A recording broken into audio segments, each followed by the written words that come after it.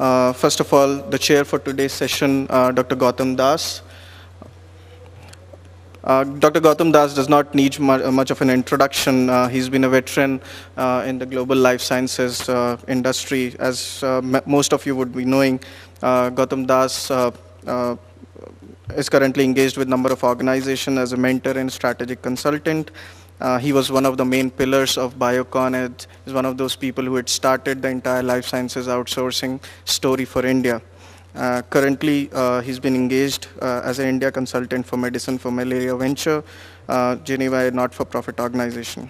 Our next panelist is Dr. Sanjay Mittal. Dr. Sanjay Mittal is currently a Director of Clinical Cardiology and Research at Medanta, the Medicity, one of the largest multi-super specialty healthcare institute, and is also a member of Medanta Duke Research Institute Board of Directors. Dr. Mittal is actively involved in establishing one of its first heart failure and enhanced external counter clinic in India. He's been an investigator for more than 50 national and international clinical research projects with over 60 publications. Our last panelist would be Dr. Prabhuda K. Kundu.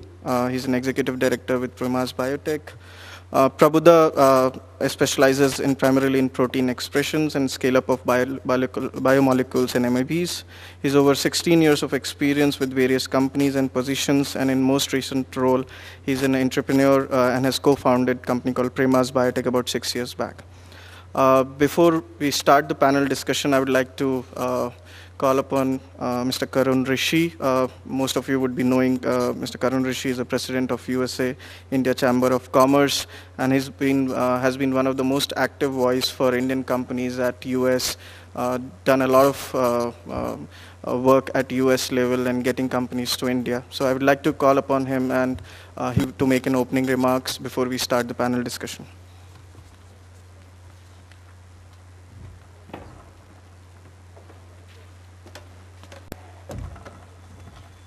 Thank you, Anuj. Welcome. Anuj mentioned something about US, India, and we are trying to promote the Indian companies. I think the issue is much larger, I think. What we are concerned and we are focused is on more on the patient, because patient is first. If we focus on patient, I think business will follow either on the discovery side or on the development side. Coming to this panel, I think, thank you all of you for coming. I know many of you, and especially Dr. Mittal, because he flew in, he was not well till yesterday, running fever and sore throat, but that shows the level of commitment to be here. Thank you, all of you, Gautam and over there. Talking about innovative partnerships, I think this is a term which has been used quite a lot, but are we really doing it? If you look at it, in the industry, we are trying for it, but I don't think we have too many or many examples in this space. Talk to the colleagues. Of course, we're trying to paint a very rosy picture, but I think things are not that good. Simply because the business models we are trying to do, we are still looking for a fee-for-service model. We're looking how many FTs can work and get some, proof of concept, or trials over there. There has to be a strategy behind that, and I think strategy is lacking. I know there are pressures on the top line and the bottom line. But if we don't plan now, I think everybody is going to see tough times in the years ahead. We all know that thumb rule. These are not really official figures, but last year about $100 billion were spent on drug discovery and development worldwide, and I think the development portion of that is close to 70%, which is close to $70 billion. And we look at the India's share, it's a highly minuscule. Of course, we have CROs and clinical, and we're talking all these partnerships which is happening. But if you look at the real numbers, it's nowhere, where it should be. And unless we don't put the egg together, you're not going to see any dramatic change. We'll have some growth, 10, 20, 30%, whatever. But it's nothing because it is so small, the base, it's not going to help it out.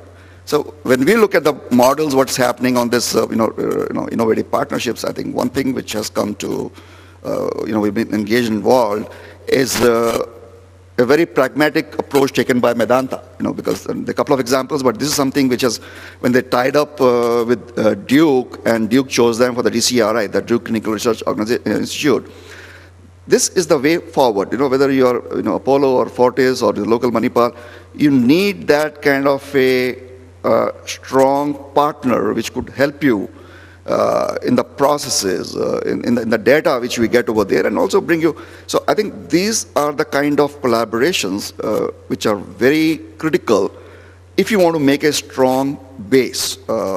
And you want to move forward, not just in terms of your bottom line, also in terms of sending a message to your partners worldwide.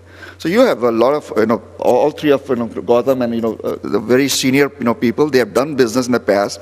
As I always say that we are not here to teach people here what is drug discovery or development. You guys do for a living. So I leave it to Anuj to get the best out of these folks, and I hope you'll enjoy this session. Thank you so much. And but as an MBA, what they teach to us, I'll try to articulate whatever they say and try to present it in a best of my manner. Okay, we had a very interesting last session. Mani and Dr. Murthy, everybody talked about how the trends are changing in the industry. We just listened to Karun, how the companies are looking at changing of business models. To start with our thought and the panel discussion, I think first of the question which I would like to ask Dr. Gautam Das, are we actually looking at service-based business model changing? Is it really sustainable now to look at service-based business model from an Indian context? And what has been your experience in the last 2 decades in this industry on that? First of all, thanks to the organizer for inviting me. And I have to reassure Anuj that nobody is perfect, so he shouldn't apologize for being an MBA. So no, saying, well, Sopan is another renowned MBA sitting here, and so also there are many sitting in this place. The question that is often asked, and sometimes I feel a little free to talk now, since I'm not directly associated with P&L of any company. I may be associated with many companies, but one of the good things is that I'm not associated with the P&L of every quarter with any company any longer. Is this business sustainable? Now here we are talking about, first of all, let's make a clear distinction. We will leave it to Dr. Mittal to talk about into the clinical space, because he's the most qualified person here among all of us to talk here.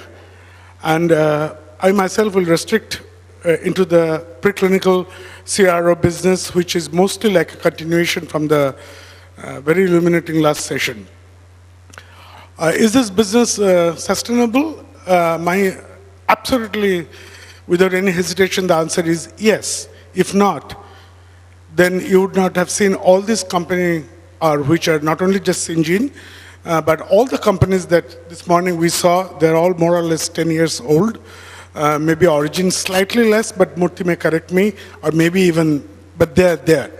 So since none of them have folded, none of them have done anything else, none of them have completely gone out of this and selling something else, I have to accept that this business is sustainable. The question is that, are we doing the same thing, or is current business model working? Again, the answer is that current business model, whoever is following what is working, otherwise it would not have been there. Can we do something different? Yes. As a natural progression of any business, it evolves. Business model evolves. The nature of clients will change, the collaboration nature will change, but that really doesn't mean that we have to completely change, change ourselves, because still some of the bigger CROs, and I don't want to bring this China issue again, except that one point I felt from the last session of making but really didn't make it, is that truly speaking, I see China, when we started Syngene, I looked into Albany Molecular Research as an inspiration, not as a competition. I thought I have to be like them. And even though it's junior to Syngene by 7 years, I still look at Ushi Pharmatech, Aptech, Ushi Aptech,